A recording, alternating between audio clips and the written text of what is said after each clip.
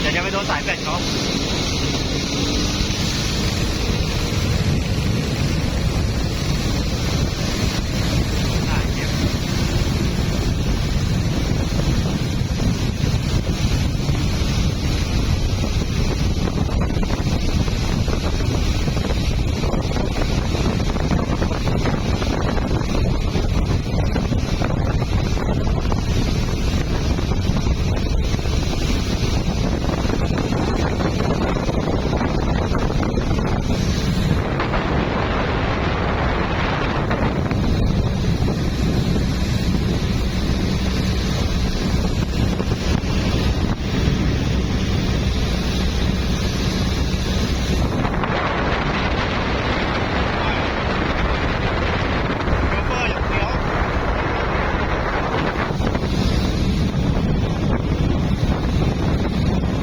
เรียงไปข้างเดี๋ยวเยอะ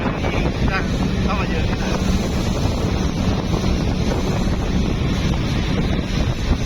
ยังไหมบังเปล่าเห็นป่ะ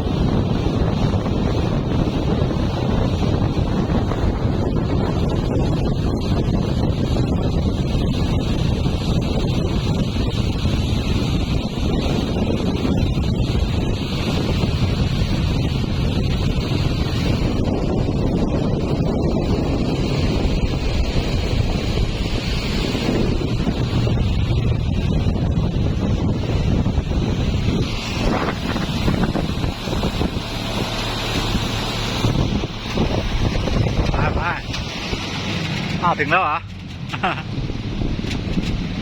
ไปแล้วกลับบ้าน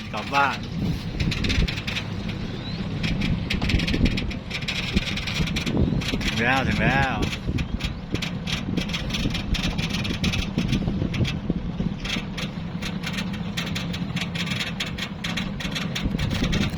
ครับ